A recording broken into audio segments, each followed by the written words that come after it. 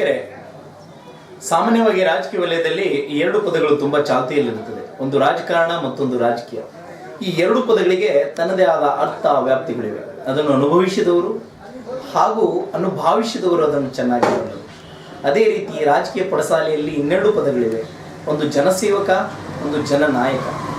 ಒಂದು ಜನಸೇವಕ ರೂಪುಗೊಳ್ಳೋದರ ಹಿಂದೆ ಅವರ ಅನೇಕ ಹೋರಾಟ, ಸಮಾಜಪರ ಬದ್ಧತೆ, ಸಮಾಜಪರ ಕಾಳಜಿ, ಹೀಗೆ ಹಲವು ಸಂಗತಿಗಳು ಕಾರಣವಾಗ್ತವೆ. ಅಂತ ಒಬ್ಬ ಸಮಾಜ ಸೇವಕರನ್ನ, ಅಂತ ಒಬ್ಬ ಮುಖಂಡರನ್ನ ತಮ್ಮ ಮುಂದೆ ತರುವುದೇ ನಮ್ಮ ನ್ಯಾಷನಲ್ ಪೊಲಿಟಿಕ್ಸ್ ಸೋಷಿಯಲ್ ಮೀಡಿಯಾದ ಮೂಲ ಉದ್ದೇಶ. ನಮ್ಮ ಇವತ್ತಿನ ಸಂದರ್ಶನದಲ್ಲಿ ಮುಧೋಳ ತಾಲೂಕು ಬರ್ಗಿ ಗ್ರಾಮದ ಮಾಜಿ ಹಾಲು ಉತ್ಪಾದಕರ ಸಂಘದ ಅಧ್ಯಕ್ಷರು ಹಾಗೂ ಪ್ರಾಥಮಿಕ ಕೃಷಿ ಪತ್ತಿನ ಸಹಕಾರಿ ಸಂಘ ಬರ್ಗಿ ಇದರ ಹಾಲಿ ನಿರ್ದೇಶಕರು, ಕಾಂಗ್ರೆಸ್ ಲೋಕಾಪುರ ಬ್ಲಾಕಿನ ಕಾರ್ಯದರ್ಶಿಗಳು ಹಾಗೂ ಮುಂಬರುವ ಜಿಲ್ಲಾ ಪಂಚಾಯಿತಿ ಚುನಾವಣೆ ಒಂದು ಮೀಸಲಾತಿ ಬಂದರೆ ಇವರು ಕೂಡ ಒಂದು ಪ್ರಬಲ ಟಿಕೆಟ್ ಆಕಾಂಕ್ಷಿಗಳಾಗಿದ್ದಾರೆ. ಅದರ ಜೊತೆಗೆ ಸಕ್ರಿಯವಾಗಿ ಒಂದು 20 ವರ್ಷಗಳಿಂದ ಜನರ ಸೇವೆ, ಜನಾರ್ದನ ಸೇವೆ ಎಂದು ಅರಿತು ತಮ್ಮನ್ನು ತಾವು ಸಮಾಜ ಸೇವೆಯಲ್ಲಿ ತೊಡಗಿಸಿಕೊಂಡು ಬಂದಿರತಕ್ಕಂಥ ಈ ಭಾಗದ ಜನಪ್ರಿಯ ನಾಯಕರಾಗಿರ್ತಕ್ಕಂಥ ಮಹೇಶ್ ನಾಯ್ಕ್ ಸರ್ ನಮ್ಮ ಉಪಸ್ಥಿತಿಯಲ್ಲಿದ್ದಾರೆ. ಇವರಿಗೆ ನಮ್ಮ politicianindia.com ಸೋಷಿಯಲ್ ಮೀಡಿಯಾದ ಪರವಾಗಿ ಹಾರ್ದಿಕ ಸ್ವಾಗತ ಸರ್. ನಮಸ್ತೆ. ನಮಸ್ಕಾರ ಸರ್, ಮೊದಲನೇದಾಗಿ ತಮ್ಮ ಒಂದು ಪರಿಚಯ ನಮ್ಮ ವೀಕ್ಷಕರಿಗೆ ಹೇಳಿ ಸರ್. ನಾವು ಮಹೇಶ್ ನಾಯ್ಕ್ ಅಂತ, ನಾವು ಇಲ್ಲೇ ಬರ್ಗಿ ಅವರು. ನಾವು ಒಂದು 20 ವರ್ಷದಿಂದ ಸಮಾಜದಲ್ಲಿ ಸೇವೆ ಮಾಡ್ಕೊತ ಬಂದೀವಿ. ಮತ್ತು ಈಗ ಸೊಸೈಟಿಯಲ್ಲಿ ಇದು ಹಾಲು ಉತ್ಪಾದಕ ಸಂಘದಲ್ಲಿ 5 ವರ್ಷ ಅಧ್ಯಕ್ಷ, ನಾಳೆ 5 ವರ್ಷ ನಿರ್ದೇಶಕರಾಗಿ, ಮತ್ತು ಈಗ ಹಾಲಿ ಒಳಗೆ PKPS ಸೊಸೈಟಿಯಲ್ಲಿ ನಿರ್ದೇಶಕರಾಗಿದ್ದೀವಿ. ನಾಳೆ ಲೋಕಾಪುರ ಬ್ಲಾಕ್ ಕಾಂಗ್ರೆಸ್ ಕಾರ್ಯದರ್ಶಿನೂ ಆಗಿದ್ದೀವಿ. ಸರ್, ಈ ರಾಜಕೀಯ ರಂಗಕ್ಕೆ ನೀವು ಬರಬೇಕಾದ್ರೆ ಏನು ಕಾರಣ, ಏನು ಪ್ರೇರಣೆ, ಯಾಕೆ ಬಂದ್ರಿ ಈ ರಾಜಕೀಯ ರಂಗಕ್ಕೆ ಮತ್ತು ಸಮಾಜ ಸೇವೆಗೆ? ಇಲ್ಲಿ ಗೌಡ್ರ ಬಗ್ಗೆ ಕಾಳಜಿ ಬಗ್ಗೆ ಭಾಳ ಅವರು ಏನಾರ ಸ್ವಲ್ಪ ನ್ಯಾಯ ಇದ್ರೆ ಅವನ್ನೆಲ್ಲ ಇದನ್ನು ನಾವು ಯಾವುದೇ ತಾರತಮ್ಯ ಇರಲಾರ್ದ ಇಬ್ಬರಿಗೆ ಒಳ್ಳೆಯ ಒಂದು ಅಭಿಪ್ರಾಯ ಇಟ್ಕೊಂಡು ಏನೋ ಅನ್ಯಾಯ ಅದಕ್ಕೆ ಅವ್ರಿಗೆ ಸರಿಪಡ್ಸಕ್ಕೆ ಹೊಂದಾಣಿಕೆಯಾಗಿ ಮುಗಿಸೋದು, ಅವ್ರಿಗೆ ಒಳ್ಳೆಯ ರೀತಿಯಿಂದ ಅವ್ರಿಗೆ ಇದನ್ನು ಸೇವೆ ಮಾಡ್ಬೇಕಂತೇಳಿ ಬಂದೆವು. ಹೊಳೆ ಈಗ ಒಬ್ಬರು ರಾಜಕೀಯ ಒಳಗೆ ನಮ್ಮನ್ನ ತುಳಿದು ಮತ್ತೊಬ್ಬರು ಇರೋರು, ಆದರೆ ಎಲ್ಲರಿಗೂ ನಾವು ಎಲ್ಲರೂ ಒಂದು ಹುಡ್ಕೊಂಡು ಹೋಗ್ಬೇಕಂತೇಳಿ ನಮ್ಮದು ದೇಶದಿಂದ ನಾವು ರಾಜಕೀಯಕ್ಕೆ ಬಂದವ್ರು. ಅಂದರೆ ಮುಖ್ಯವಾಗಿ ಒಂದು ಸಮಾಜ ಸೇವೆ ಮಾಡಬೇಕು ಅನ್ನೋದು ಸಮಾಜ ಸೇವೆ. ಒಳ್ಳೆಯದು ಸರ್. ಸರ್, ಈಗ ನಿಮಗೆ ಈ ರಾಜಕೀಯ ರಂಗಕ್ಕೆ ಹಾಗೂ ಈ ಏನು ಸರ್ಕಾರಿ ರಂಗದಿಂದ ತಮ್ಮ ಜೀವನ ಏನು ತಾವು ಶುರು ಮಾಡಿದ್ವಿ, ಆ ಸಂದರ್ಭದಲ್ಲಿ ನಿಮಗೆ ಮಾರ್ಗದರ್ಶಕರು, ನಿಮ್ಮ ರಾಜಕೀಯ ಗುರುಗಳು, ಸರ್ಕಾರಿ ರಂಗದ ಗುರುಗಳು ಅಂತ ಹೇಳಿ ಯಾರಿಗೆ ಭಾವಿಸ್ತೀರಿ ತಾವು? ಎಲ್ಲ ಜನಗಳು ನಮ್ಗೆ ಅವ್ರು ಎಲ್ಲ ನಮ್ಗೆ ಅವ್ರ ಹಿಂದೆ ನಮ್ಗೆ ಸಪೋರ್ಟ್ ಇದ್ದಾಗ ನಾವು ಮುಂದೆ ಬರೋಕ್ಕಾಗತ್ತೆ. ಬರೀ ಇಲ್ಲೇ ನಾವು ಯಾರೊಬ್ಬರನ್ನ ಹಿಡ್ಕೊಂಡು ನಾವು ಹೋಗೋದಕ್ಕಿಂತ ಹಿಂದೆ ಜನ ಇದ್ರೆ ನಮ್ಗೆ ರಾಜಕೀಯ ಮಾಡಕ್ಕೆ ಬರ್ತೈತೆ. ಇಲ್ಲಾಂದ್ರೆ ಹಂಗೆ ಸುಮ್ಮನೆ ನಾವು ಆದ್ರೆ ಅಂದ್ರೆ ಹಿಂದೆ ನಮ್ಗೆ ಯಾರು ಸಪೋರ್ಟ್ ಇಲ್ಲ ಏನು ರಾಜಕೀಯಕ್ಕೆ, ಅವ್ರು ಸೇವೆ ಮಾಡಿದಾಗ ನಮ್ಗೆ ಸಪೋರ್ಟ್ ಸಿಗೋದು. ಖಂಡಿತ ಸರ್, ಭಾಳ ಒಳ್ಳೆಯ ವಿಚಾರನ ಹೇಳಿದ್ರಿ. ಅದ್ರ ಜೊತೆಗೆ ಈಗ ಅನೇಕ ಹುದ್ದೆಗಳಲ್ಲಿ ತಾವು ಕೆಲಸ ಕಾರ್ಯಗಳನ್ನು ಮಾಡಿದ್ರಿ.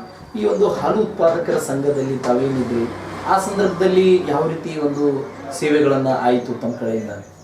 ಈಗ ಹಾಲು 5 ವರ್ಷದಲ್ಲಿ ಅದು ಮೊದಲು ಸ್ವಲ್ಪ ಸೊಸೈಟಿಲಿ ಅಷ್ಟೇ ಬಂಡವಾಳ ಇತ್ತು, ಸೊಸೈಟಿ ಚಲೋನೇ ಇತ್ತು. ಅದನ್ನು ಮುಂದೆ ನಾವು ಬಂದಿಂದ ನಾವು 5 ವರ್ಷದಾಗ ಅದನ್ನು 2 ಲಕ್ಷ ರೂಪಾಯಿ ಸೊಸೈಟಿಲಿ ಬ್ಯಾಲೆನ್ಸ್ ಇತ್ತು. ಅಂದ್ರೆ ಏನೋ ಆಮೇಲೆ ನಾವು ಬಂದಿಂದ ನನ್ನ ಹುದ್ದೆದೊಳಗೆ 5 ವರ್ಷ ಪೀಡ್ನ್ಯಾಗ ಅದನ್ನು 5 ಲಕ್ಷದ 9 ಲಕ್ಷ ಮಾಡಿದ್ವಿ. ಅಂದ್ರೆ ನಿವ್ವಳ ಲಾಭ ತೋರಿಸಿದ್ವಿ. ಅವನ್ನ ತೊಗೊಂಡು ಎಫ್ಡಿ ಇಟ್ಟು ಮುಂದೆ ಒಂದು ಸೊಸೈಟಿಯಲ್ಲಿ ಅನುಕೂಲ ಆಗುವಂಗೆ ಜನಗಳಿಗೆ ಅದರಿಂದ ಡಿವಿಡೆಂಡ್ ಕೊಡೋದು ರೈತರಿಗೆ. ಮತ್ತು ಒಂದು 25 ಎಮ್ಮಿ ನನ್ನ ಆಡಳಿತದಾಗ ಒಂದು 25 ಎಮ್ಮಿ ಬಡವರಿಗೆ ಕೊಡಿಸಿದ್ವಿ. ಸಾಲದ ಕೊಟ್ಟಿದ್ದೀರಾ ಜನರಿಗೆ? ಸಾಲದ ರೂಪ ಅಂದ್ರೆ ಒಂದು 50,000 ಕೊಟ್ಟರೆ 25,000 ರೂಪಾಯಿ ಸರ್ಕಾರ ಕೊಡ್ತೈತಿ ಸಹಾಯ, ಇನ್ನು 25,000 ಸಬ್ಸಿಡಿ ಲೆಕ್ಕದಾಗ ಕೊಡಿಸಿದ್ವಿ. ಓಹೋ ಸರ್, ಅಲ್ಲಿ ಒಂದು ಒಳ್ಳೆ ಲಾಭವನ್ನು ಮಾಡಿಕೊಟ್ಟಿದ್ರಿ ಆ ಸಂಘಕ್ಕೆ. ಅದ ನಂತರದಲ್ಲಿ ಇದೇನು ರೈತರಿಗೆ ಸಂಬಂಧಪಟ್ಟ ಹಾಗೆ ಪ್ರಾಥಮಿಕ ಕೃಷಿ ಪತ್ತಿನ ಸಹಕಾರಿ ಸಂಘದಲ್ಲಿ ಒಂದು ಪ್ರಸ್ತುತವಾಗಿ ಹಾಲಿ ನಿರ್ದೇಶಕರಾಗಿ ಏನು ಸೇವೆ ಮಾಡ್ತಾ ಇದ್ದೀರಿ, ಸಂಘದ ಮಾನ್ಯ ಅಧ್ಯಕ್ಷರು ಮತ್ತು ತಾವು ಎಲ್ಲರೂ ಸೇರಿ ಯಾವ ರೀತಿ ರೈತರಿಗೆ ಅನುಕೂಲಗಳು ಮಾಡಿಕೊಡ್ತಾ ಇದ್ದಾರೆ? ಈಗ ಅದು ಶೂನ್ಯ ಬಡ್ಡಿ ದರದಲ್ಲಿ ಎಲ್ಲರಿಗೆ ನಾವು ಸಾಲ ಕೊಡ್ತಾರಂತೇಳಿ ಅವರು ತಮ್ಮ ಹೊಲದ ಮ್ಯಾಗ ಸಾಲ ಇಲ್ಲ ಅಂದ್ರೆ ಹಾಕ್ರಿ, ಹೊಳೆ ತೊಗೊಂಡು ಹೊಳೆ ಒಂದು ಹೊಲದಲ್ಲಿ ಕೆಲಸ ತೊಗೊಂಡು ಅಭಿವೃದ್ಧಿ ಮಾಡ್ಕೋರಿ. ಹೊಲ ಅಭಿವೃದ್ಧಿ ಇರ್ಲಿಲ್ಲ ಅಂದ್ರೆ ಅವನ ಅಭಿವೃದ್ಧಿ ಮಾಡ್ಕೊಂಡು ಹೊಳೆ ಏನೇ ಇದ್ರು ಕಡಿಮೆ ಬಡ್ಡಿ ಒಳಗೆ 3% ಬಡ್ಡಿ ಹಂಗೆ ನಿಮ್ಮದು ಟ್ಯಾಕ್ಟರ್ ಲೋನ ಇವು ಎಣ್ಣೆ ಸಾಲ ದನಗಳ ಸಾಲ ಹೊಳೆ ಇವೆಲ್ಲ ಕೊಡಿಸೋ ವ್ಯವಸ್ಥೆ ಮಾಡತ್ತೀವಿ. ಈ ರಾಜಕೀಯ ರಂಗಕ್ಕೂ ಮತ್ತು ಈ ಸಹಕಾರಿ ರಂಗಕ್ಕೂ ತಮ್ಮ ಪ್ರಕಾರ ಇರುವಂತಹ ಏನು ಅಂತರ ಇದೆ ಅಂತ ತಾವು ಹೇಳ್ಬೋದು?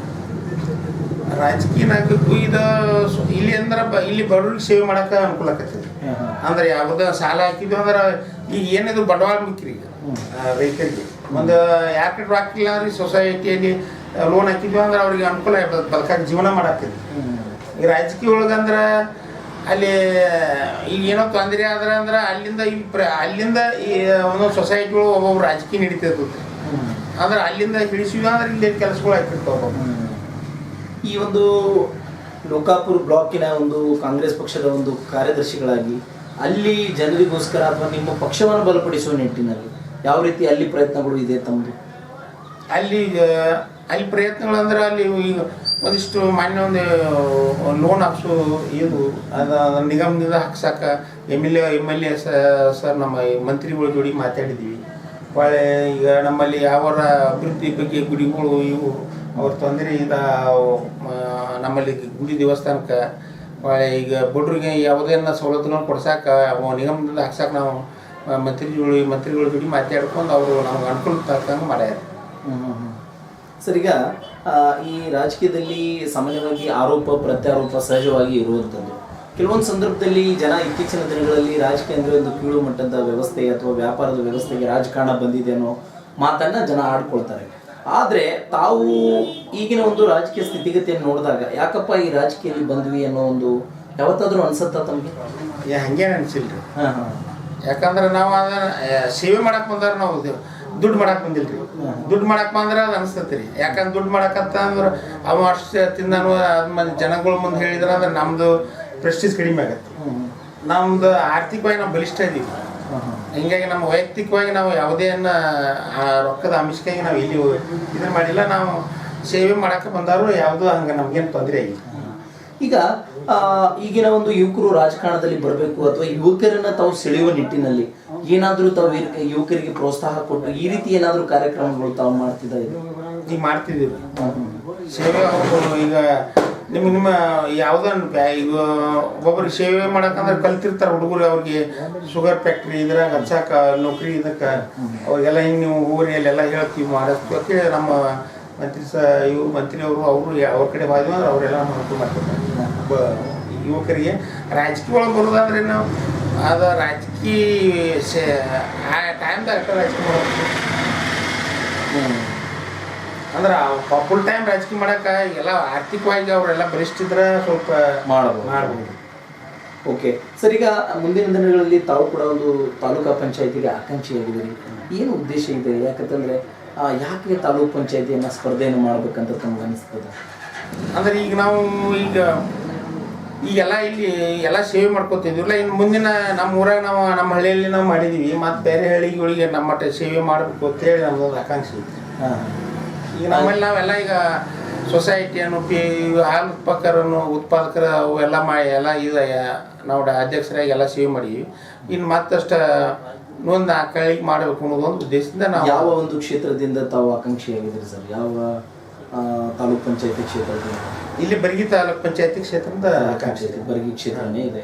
ಇಲ್ಲಿ 4-5 ಹಳ್ಳಿ ಬರ್ತವೆ. ಓಹೋ, ಈ 5 ಹಳ್ಳಿಗಳಲ್ಲಿ ತಾವು ಚಿರಪರಿಚಿತರಿದ್ದೀರಾ ಅಥವಾ ಯಾವ ರೀತಿ ಸಂಪರ್ಕವನ್ನು ಇಟ್ಕೊಂಡು? ಎಲ್ಲ 5 ಹಳ್ಳಿಯಾಗ ನಾವು ಚಿರಪರಿಚಿತ. ಎಲ್ಲ ಜೋಡಿ ನಾವು ಕಾಂಟ್ಯಾಕ್ಟ್ ಐತಿ. ಎಲ್ಲ ಪ್ರತಿಯೊಂದು ಹಳ್ಳಿಯಾಗೂ 150-150 ಮಂದಿ ಪರಿಚಿತರ ಅಂದ್ರೆ ಎಲ್ಲರ ಜೊತೆ ಸಂಪರ್ಕ, ಎಲ್ಲ ಜೋಡಿ ಸಂಪರ್ಕ ಇದೀವಿ.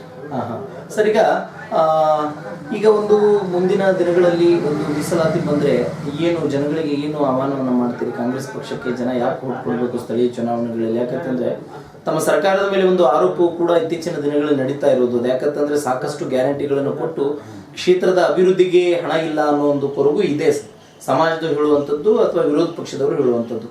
ಅದರ ಬಗ್ಗೆ ತಾವೇನು ಹೇಳ್ತೀರಿ? ಇದನ್ನು ಅವ್ರು ಇದನ್ನು ಗ್ಯಾರಂಟಿ ಕೊಟ್ಟಿದ್ದರಿಂದ ಜನಗಳಿಗೆ ಅನುಕೂಲ ಆಗೈತ್ರಿ. ಈಗ ಅಂದ್ರೆ ಈಗ ಬಸ್ಸಿಂದನು ವಾಳಿಗೆ ಮಹಿಳೆಯರಿಗೆ ನಿನ್ನೆ 2 ದಿವಸದಿಂದ ಮತ್ತೆ 2,000 ರೂಪಾಯಿ ಜಮಾ ಆದ್ರಿ. ನಿನ್ನೆ ಮೊನ್ನೆ ಜಮಾ ಆಗ್ಯಾವ. ಒಬ್ಬೊಬ್ರಿಗೆ ಹೆಣ್ಮಕ್ಳಿಗೆ ಅವರು ಅವ್ರಿಗೆ ಅಷ್ಟು ಅನುಕೂಲ ಆಗತ್ತೆ ಮನೆಗೆ ಭಾಳ ಇದ್ರ ದುಡ್ಡನ್ನ ಬೇರೆ ಸೇವೆ ಇದು ರೋಡ್ ಕೆಲಸನು ಇವು ಮಾಡಾಕತ್ಯಾರ ಅದೇನೇನು ತೊಂದರೆ ಇಲ್ಲ ನಮ್ಮಲ್ಲಿ ಕೆಲಸಗಳು ಚಾಲು ಆಗಿದ್ದಾರೆ ರೋಡ್ ಕೆಲಸನು ಗುಡಿಗಳಿಗೆ ಇವುದನ್ನು ಮಂದಿರ ಕಟ್ಟಾಕ ಯಾವುದೇ ಕೆಲಸಗಳು ಊರಲ್ಲಿ ಕಾಂಕ್ರೀಟ್ ಎಲ್ಲ ಇವು ಸ್ಟಾರ್ಟ್ ಅದಾವೆ ಅವೇನು ಏನು ಇದಾಗಿಲ್ಲ ಸರ್. ಈಗ ತಮ್ಮ ಕ್ಷೇತ್ರದ ಜನಪ್ರಿಯ ನಾಯಕರು, ರಾಜ್ಯ ಕಂಡಂತ ಸರಳ ಸಜ್ಜನ ಪ್ರಾಮಾಣಿಕ ದಕ್ಷ ಸಚಿವರು ಮಾನ್ಯ RB ತಿಮ್ಮಾಪುರ್ ಸಾಹೇಬರ ಒಂದು ನೇತೃತ್ವದಲ್ಲಿ ಈ ಮುಧೋಳ ತಾಲೂಕು ಯಾವ ರೀತಿ ಅಭಿವೃದ್ಧಿ ಆಗ್ತಾ ಇದೆ? ಅಭಿವೃದ್ಧಿ ನಮ್ಮ ಇದು ಮುಧೋಳ ನೋಡಿದ್ರೆ ಅಂದ್ರೆ ಬೇರೆ ತಾಲೂಕು ನೋಡಿದ್ರೆ ಮುಧೋಳ ಉತ್ತಮ ಸ್ಥಿತಿಯಲ್ಲಿ ಐತೆ.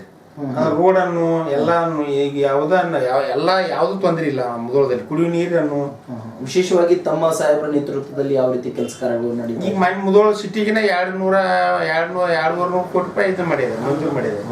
ಮುಧೋಳ ಸಿಟಿಗೆ 24 ತಾಸು ಕುಡಿಯುವ ನೀರಿನ ವ್ಯವಸ್ಥೆ ಮಾಡ್ಯಾರ. ಈಗ ಎಲ್ಲ ಮುಂದಿನ ರೋಡ್ಗಳು ಒಂದು ಬೈಪಾಸ್ ಇದನ್ನು ಮಾಡಿದರು. ಮತ್ತೊಂದು ಇಲ್ಲಿ ಮಾಲಿಂಪುರ್ ಟು ಲೋಕಾಪುರ ಬೈಪಾಸ್ ಕೆಲಸ ನಡೀತಾ ಇದೆ, ಪ್ರಗತಿಯಲ್ಲಿ ಇದೆ. ಓಕೆ, ಖಂಡಿತ ಸರ್. ಇಷ್ಟೊತ್ತು ತಮ್ಮ ಒಂದು ರಾಜಕೀಯ ಅನುಭವ, ಸಮಾಜ ಸೇವೆ, ಅಭಿವೃದ್ಧಿ ಕೆಲಸಗಳು ನಮ್ಮ ವೀಕ್ಷಕರೊಂದಿಗೆ ಹಂಚಿಕೊಂಡಿದ್ದಕ್ಕೆ ತಮಗೆ ಧನ್ಯವಾದಗಳು ಸರ್. ನಮಸ್ಕಾರ. ತಾವು ನೋಡಿದ್ರಲ್ಲ ವೀಕ್ಷಕರೇ, ಬಾಗಲಕೋಟೆ ಜಿಲ್ಲೆ ಮುಧೋಳ ತಾಲೂಕು ಬರಗಿ ಗ್ರಾಮದ ಮಾಜಿ ಹಾಲು ಉತ್ಪಾದಕರ ಸಂಘದ ಅಧ್ಯಕ್ಷರು ಹಾಗೂ ಪ್ರಾಥಮಿಕ ಕೃಷಿ ಪತ್ತಿನ ಸಹಕಾರಿ ಸಂಘದ ಹಾಲಿ ನಿರ್ದೇಶಕರು, ಕಾಂಗ್ರೆಸ್ ಪಕ್ಷದ ಲೋಕಾಪುರ ಬ್ಲಾಕಿನ ಕಾರ್ಯದರ್ಶಿಗಳು ಹಾಗೂ ಮುಂಬರುವ ತಾಲೂಕು ಪಂಚಾಯತಿ ಚುನಾವಣೆಯ ಪ್ರಬಲ ಟಿಕೆಟ್ ಆಕಾಂಕ್ಷಿಗಳು ಹಾಗೂ ಈ ಭಾಗದ ಸಮಾಜ ಸೇವಕರು, ಮುಖಂಡರು ಮಹೇಶ್ ಎಚ್ ನಾಯ್ಕಿಯವರ ಮಾತುಗಳನ್ನು ಇವ್ರ ಬಗ್ಗೆ ಇನ್ನೂ ಹೆಚ್ಚಿನ ಮಾಹಿತಿಗಾಗಿ ಹಿಂದೆ ಲಾಗಿನ್ ಆಗಿ www.politicsiansinIndia.com. ಜೈ ಹಿಂದ್, ಜೈ ಕರ್ನಾಟಕ.